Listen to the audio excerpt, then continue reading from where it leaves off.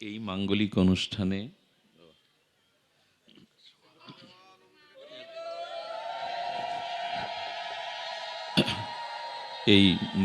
অনুষ্ঠানে হরিকথার প্রারম্ভে অস্মদীয় গুরুপাদ পদ্মে পরার্ধকোটি দণ্ডবৎ প্রণতি। সংকীর্তন রসজ্ঞ বিদ্বান আচার্যগণ, ভাগবত অনুরাগীগণ, সকল ভক্তচরণে সশ্রদ্ধ দণ্ডবৎ প্রণতি। সুধীজন, কিছু জিজ্ঞাসা, কিছু প্রশ্ন আপনাদের হৃদয়ে আমি স্থাপন করতে চাই। সেই জিজ্ঞাসা বা প্রশ্ন হলো, আমরা এই ভাগবতে কেন আসি, শ্রীমন্দিরে কেন যাই? এটা আমাদের যদি জিজ্ঞাসা আসে তো জানি না আমরা এর উত্তর কার কোন অনুভূতি দিয়ে দেব। কিন্তু যদি প্রশ্ন করি, আপনি দোকানে কেন যান, ব্যবসা করতে কেন প্রতিষ্ঠানে যান, আপনি অফিসে কেন চাকরি করতে যান, আপনি খেতে কেন খেতি অর্থাৎ চাষ করতে যান, এর পেছনে উত্তরটা খুব সহজে আসে হলো, আমি উপার্জন করতে যাই। ব্যবসা হোক, চাকরি হোক, কৃষি খেতি কাজ হোক, আমরা যাই উপার্জন করতে। কারণ উপার্জন করলে আমি আমার পরিবারবর্গকে আমি চালনা বা পরিচালনা করতে পারবো। দুমুঠো অন্ন দিয়ে, বাসস্থান দিয়ে, চিকিৎসা দিয়ে আমি তাদেরকে পরিচালনা করতে পারবো। এই তো। এখন জিজ্ঞাসা হলো, মন্দিরে কেন যাই, ভাগবত পাঠে কেন যাই, এখানে কি করতে আসি? এই প্রশ্নের উত্তরে আসবে, এখানে আমরা ধর্মকে, আধ্যাত্মিকতাকে, জ্ঞানকে অর্জন করতে আসি। আচ্ছা, এখানে ভাগবত শ্রবণ করে সাধু সঙ্গে শ্রীমন্দিরে গিয়ে যে জ্ঞান অর্জন করি, ধর্ম অর্জন করি, বিবেক চেতনা এগুলি অর্জন করি, এগুলি কি নিজের কাছে রেখে দেই? যারা উপার্জন করেন চাকরি দ্বারা, তারা বেতনটা এনে কি করেন? বেতন এনে কি করেন? খরচ করেন। খরচ কোথায় করেন? নিজের সংসার পরিচালনার জন্য স্ত্রীর হাতে দেন, বাচ্চাদের পরীক্ষার ফিস বা তাদের পড়াশুনোর জন্য তাদের হাতে কিছু দেন। আচ্ছা, যিনি উপার্জন করেন উনি যদি নিজের কাছে রেখে দেন, পরিবারে কারো পরিচালনার জন্য, সেবার জন্য ওই অর্থ ব্যয় না করেন, পরিবার চলবে? চলবে কি? এবং সেই পরিবার কি সুস্থ থাকবে, ভালো থাকবে? ঠিক তদরূপ এই ধর্ম অনুষ্ঠানে এসে, ভাগবতে এসে আমরা যেটা অর্জন করি, জ্ঞান, চেতনা, ধর্ম, ওটা যদি পরিবারের মাঝে বিলিয়ে না দিতে পারেন, খরচ না করতে পারেন, তাহলে এই ধর্ম অনুষ্ঠান আমার মধ্যে এখানেই সীমাবদ্ধ থাকবে, ওটা পরিবারের কারো কল্যাণে আসবে না। আজ প্রতিটি পরিবার, মহাপ্রভুর নির্দেশ ছিল কৃষ্ণের সংসার করতে। আমাদের মায়ার সংসার, ঝগড়ার সংসার, অশান্তির সংসার। এর কারণ একটাই, উপার্জন করে যদি ওই অর্থ পরিবারে বিতরণ না করেন, তাদের কাজে না লাগান, ওই পরিবার চলবে না, উচ্ছন্নে যাবে। আপনি ধর্ম করে যদি আপনার পরিবারকে জাগাতে না পারেন, সে পরিবার উচ্ছন্নে যাবে। আজ হচ্ছে তাই। এখানে যে আমরা আসি, এখানে যে জ্ঞান লাভ করি, আচ্ছা এখানে লক্ষ্য করুন তো, এখানে রাস্তার দুই ধারে, আমাকে তো আপনারা চেনেন, ঘরের ছেলে, আমি একজন ব্যবসায়ী, আমি কোনো মঠ আশ্রমে সন্ন্যাসী বাবাজি নই। এখানে আপনারা এই শীতেতে রাজপথে দাঁড়িয়ে ফুল ছড়ালেন, প্রণাম করলেন, এখানে যে শিক্ষাটা আমাকে শ্রদ্ধাটা দেখালেন, এটা বাড়িতে পিতামাতা, গুরুজন, জ্যাঠা, কাকা এদের করি তো। প্রশ্ন হচ্ছে কি, ধর্ম অনুষ্ঠানেই শুধু ধর্ম সীমাবদ্ধ থাকবে? আমার আয়টা কি শুধু আমার পকেটেই থাকবে? এই প্রশ্নের উত্তর আমাদের কাছে তেমন নাই। এখানে অনুষ্ঠানের পরে প্রসাদের পাতা দিতে 10 মিনিট দেরি হয়, সবাইকে বসিয়ে, তারপরে জল আসে, অনেক সময় বসেও থাকতে হয়, অধৈর্য হয় না মানুষ, প্রায়শ মানুষ হয় না, কেউ কেউ হলেও। বাড়িতে এই অপেক্ষাটাই, ধৈর্যটা দেখান তো। তার বাড়িতে কষ্ট হচ্ছে, রান্না করতে দেরি হচ্ছে, এই ধৈর্যটা ওখানে দেখান তো। ধর্ম শুধু মন্দিরে থাকবে? ধর্ম শুধু এরকম লাইট প্যান্ডেলের মধ্যে থাকবে, বক্তব্য আর শোনার মধ্যে থাকবে? এই প্রশ্ন আমাদের সামনে এখন উঠে আসছে। এই জন্য যে যেটুকু এখান থেকে জ্ঞান অর্জন করেন, ওটা পরিবারের মধ্যে, অন্যদের মধ্যে ছাড়িয়ে দেন, বিলিয়ে দেন। যদি না দেন, তাহলে বুঝতে হবে আপনি আয় করেননি, আর আয় করে নিজের কাছেই রেখে দিয়েছেন। সেটা স্বার্থপরতা, সেটা কল্যাণ আনবে না। সুধীজন, এই জন্য একটা ছোট্ট জিজ্ঞাসা আপনাদের কাছে, খুব ধ্যান দিন তো। আপনি শীতল জল পান করছেন, পিপাসা মিটছে না, সেটাকে পানীয় জল বলে মনে করেন? শীতল পানীয় জল পান করছেন, পিপাসা যাচ্ছে না, তার মানে ওটা জল নয়। জল হলে পিপাসা যেত কি না? আচ্ছা, আপনি খাদ্য খাচ্ছেন কিন্তু আপনার ক্ষুধা যাচ্ছে না, সেটা কি প্রকৃত খাদ্য খাচ্ছেন? আপনি খাচ্ছেন না। আপনি ঔষধ সেবন করছেন, রোগ সারছে না, প্রকৃত ঔষধ কি? আমি ভাগবত শুনছি, তিলকমালা নিয়েছি, অথচ আমার কাম, ক্রোধ, হিংসা, প্রতিবেশীর প্রতি আমার যে মর্মিতা, এটা যাচ্ছে না। ভাগবত শুনছি কি আমি? আমি আপনাদের বিবেকের কাছে জিজ্ঞাসা করছি। ঔষধ খাচ্ছি, অসুখ সারছে না। জল পান করছি, পিপাসা যাচ্ছে না। এটা কি পিপাসার জল পান করলাম আমি? তা আমি এই যে ধর্ম, কর্ম, অনুষ্ঠান, আলোচনা, শ্রবণ, কীর্তন করে আমার ভিতরে কি জাগলো?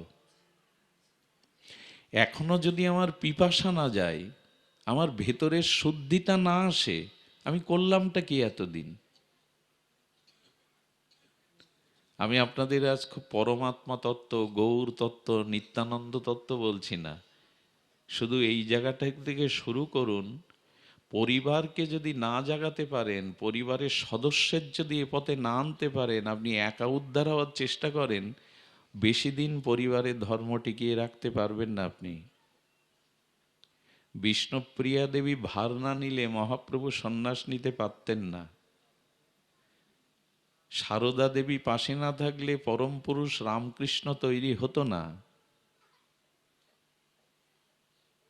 আজ আমাদের পরিবারগুলোতেই সব কিছু চোরাবালি, আমাদের ব্যক্তি জীবনে চোরাবালি। শুধুমাত্র আমরা অনুষ্ঠানে আসি। এই অর্জনটা, এই জ্ঞানটা, এই ত্যাগটা, এখানে যে ত্যাগটা দেখায়, সংযমটা দেখায়, এটা যদি কিঞ্চিৎ ওদের মধ্যে এতাম। দেখুন, সব থেকে বড় জিজ্ঞাসা কি জানেন?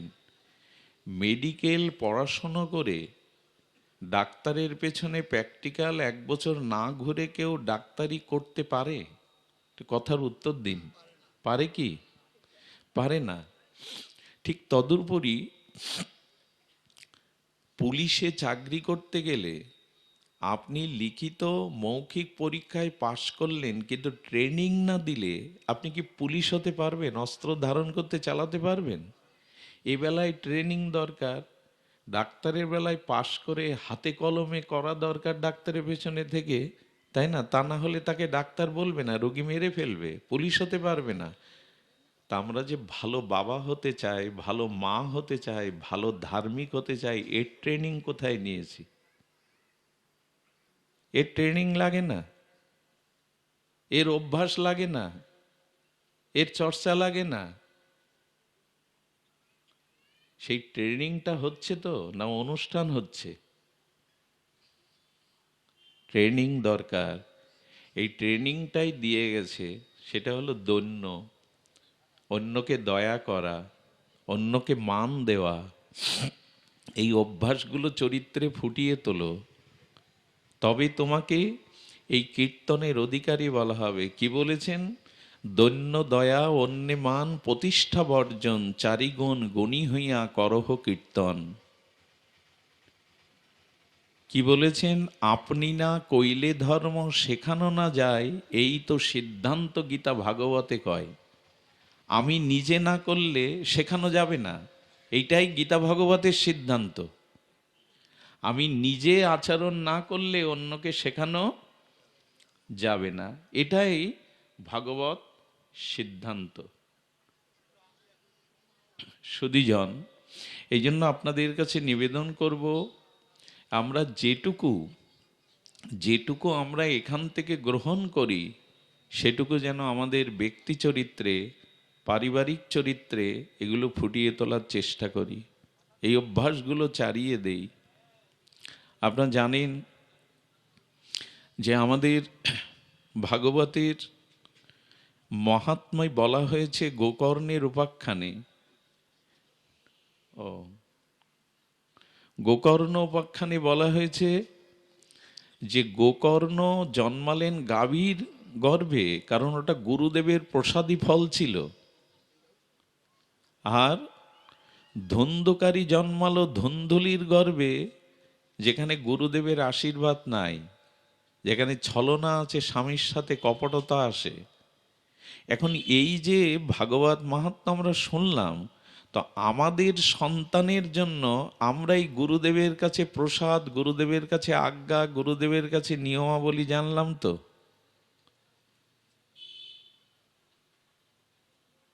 ব্রাহ্মণ তিনি শ্রীগুরুকে বলছেন, আমার একটি সন্তানের জন্য আশীর্বাদ করুন। রত্নীদেব ব্রাহ্মণ, গুরুদেব বললেন, সন্তান টন্তান চেয়েও না, যা ভজন করছো নিজের উদ্ধার নিজে করে যাও। শ্রাদ্ধ শান্তি করে কেউ তোমার উদ্ধার করবে এই ভরসা করো না।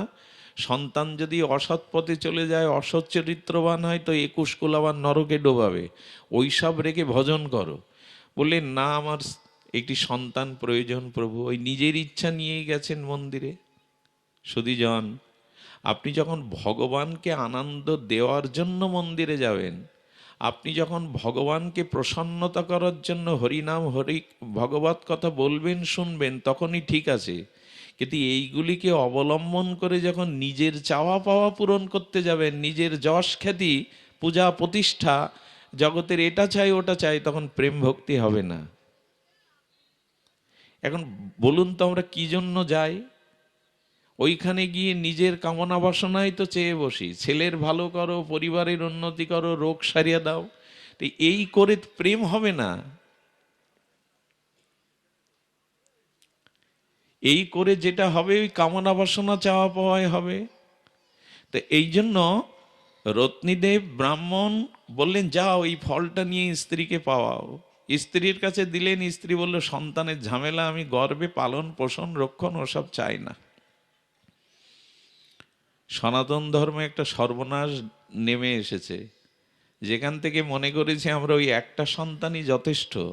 আর না, সেদিন থেকে এই ধর্মের সংখ্যা, ধর্মের মানুষের সংখ্যা, স্বজাতির সংখ্যা কমতে শুরু করেছে। আর ওই একটা সন্তানকে আগলে রাখতে গিয়ে, আদর দিতে গিয়ে তাকে বাদর করা হয়েছে। তো উনি সন্তান নিতে চান না, তাই গরুকে খাইয়ে দিল। কোথা থেকে আমাদের সর্বনাশ আছে! ওই যে গুরুদেবের আশীর্বাদ বাড়ি নিয়ে এসে ঠিকমতো বন্টন করা গেল না, গরুকে খাওয়ালো, আর গরুর পেটেই জন্মালো গোকর্ণ, যার দ্বারা ওই বংশ উদ্ধার হলো। আর তার স্ত্রী ছলনা করে তার বোনের সন্তানকে, গর্ব উঁচু করে রেখে বোনের সন্তানকে দাবি করে জগতে আনলো। আর এই ধুন্ধুকারী কি করলো? পিতাকে মেরে ধরে তাড়িয়ে দিল, মাকে হত্যা করলো, 5 জন পতিতাকে নিয়ে জীবন কাটালো। পতিতাকে টাকা না পেলে কি হবে? হত্যা করে দিল। এর আত্মা ঘুরতে লাগলো পিছাসী হয়ে, প্রেতাত্মা হয়ে। আর এই গোকর্ণ গুরুদেবের শিক্ষা দীক্ষা পেয়ে ধার্মিক হয়ে তিনি এই ভাগবত সপ্তাহ দিয়েছিলেন। তার এই ভাইকে উদ্ধারের জন্য, ধুন্ধকারীকে উদ্ধারের জন্য একটা বাঁশ কেটে এনে গোবর লেপন করে ওখানে 7 গিরো বাঁশ পুঁতে রেখেছে, যে ভাগবত অর্চনা হবে, পাঠ হবে, এক একটা বাসনা ফেটে যাবে, ওর আত্মা কল্যাণ হবে। ওই আত্মাটা ওর মধ্যে এসে বসেছে। কেন ভাগবত দিতে হয় জানেন? এই ভাগবত দিলে ওই আত্মাগুলো নিজের উদ্ধারের জন্য অলক্ষ্যে এখানে আসে, আর এই ভাগবত সমর্পিত হলে তাদের আত্মাগুলো উদ্ধার হয়। এক এক দিন পর্বে এক একটা বাঁশ ফেটে লাগলে, এই বাঁশ মানে বাসনা, কামনা, 7 দিন বাদে আশ্চর্য হতে হয়, গয়ায় 108 বার পিণ্ড দিয়েছিলেন, তাতেও ওর আত্মা শান্তি পায়নি। কিন্তু ভাগবত দেওয়ার পরে, গোকর্ণ মহারাজ ভাগবত পাঠ করার পরে উৎসর্গ করলে পুষ্প রথে করে তিনি বৈকুণ্ঠে চলে গেলেন। ভাগবতের এই মহিমাই বলা আছে, আপনারা শুনেছেন, ভাগবত সপ্তাহে এগুলো আপনারা শোনেন তো। ভাগবতে এরকম বলা আছে। তাহলে গুরুদেবের কাছ থেকে যে প্রসাদটা পেলেন রত্নীদেব ব্রাহ্মণ, বাড়ি এসে স্ত্রীকে বন্টন করতে পারলেন না, বোঝাতে পারলেন না, সব গেল। ধুন্ধকারী জন্মালো, পিতা মাতাকেই শেষ করে দিল, বংশই শেষ করে দিল। এই জন্য এইখান থেকে আমরা যা পাই, ওটা বাড়িতে, চরিত্রে, ব্যবহারে অন্যদের মধ্যে ফুটিয়ে তুলতে হবে। কিছু মনে নেবেন না, আমরা প্রত্যেকেই ভুক্তভোগী। আমি হয়তো আপনাদের সামনে বড় পাঠক হয়ে পাঠ করছি, অথচ আমার সন্তানকে আমি নিয়ন্ত্রণ করতে পারছি না। সমাজে সে এমন একটা কাজ করে বসবে, একদিন আমার দিকে আঙুল তুলবে, তুমি এত বড় বড় কথা বলো ব্যাসপীঠে গিয়ে, তুমি তোমার সংসার করতে পারোনি, তোমার সন্তানকে নিয়ন্ত্রণ করতে পারোনি। কি উত্তর দেব আপনাদের সামনে? এতদিন ঠকিয়েছি আপনাদের, এতদিন আপনাদের সামনে নকল সেজে অভিনয় করেছি। এই জন্য ঘরটাকে, সংসারটাকে যাতে একটু এগিয়ে নেওয়া যায়, সেই চেষ্টা করতে হবে। আজ আলোচনা বাবা আসবেন, আমাদের খরিঞ্চির বাবা আসবেন, আমাদের দাদাজি। আমার বাবার নির্দেশ ছিল, আমাদের খরিঞ্চির রাধা গোবিন্দ সেবাশ্রমের আচার্য বাবার নির্দেশ ছিল, বাবা তুমি, আমার পাঠটা প্রায় 6 মাস আগে ওই যে ব্রজবিধি ওদের গৃহেই ছিল, বাবা আদেশ দিয়েছিলেন একটু ঘুরে যাবে। তা আমার একটা কথা খুব ভালো লেগেছে, কে আর বাবার একটা কথা আমি মনে হয় মোবাইলে শুনছিলাম। উনি চোখে জল নিয়ে ছলো ছলো নয়নে বলছিলেন, এই অনুষ্ঠান শুধু আমার বংশের পূর্বপুরুষের জন্য নয়, এই অনুষ্ঠানটা মূলত এই গ্রামে যারা গত হয়েছেন তাদের আত্মার কল্যাণের জন্য এই অনুষ্ঠান। কথাটা আমার খুব ভালো লেগেছিল, যে উনি ওনার বংশের কল্যাণের জন্য এই অনুষ্ঠান দিচ্ছেন না, ভাগবত সপ্তাহ দিচ্ছেন এই গ্রামে যারা প্রয়াত হয়েছেন তাদের আত্মকল্যাণের জন্য এই অনুষ্ঠান। এই অবাজনকে ক্ষমা করবেন। আসুন আমরা ধর্ম, জয় নিতাই গৌর প্রেমানন্দে হরিবল। উনি ভারতবর্ষ থেকে গুরু মহারাজজি এসেছেন, বাবা মহারাজ এসেছেন, আমরা উঠে দাঁড়িয়ে একটু সম্মান জানাই। গুরুদেব আসলে উঠে দাঁড়াতে হয়। আর আপনারা প্রণাম নিন, আমি বাবার কথা রাখতে পেরেছি। আপনাদের সকলের চরণে প্রণাম জানিয়ে আমি এখানেই আমার কথা ইতি করছি। বাবা মহারাজ এসছেন, আমাদের দাদাজি মহারাজ এসছেন, ওনাদের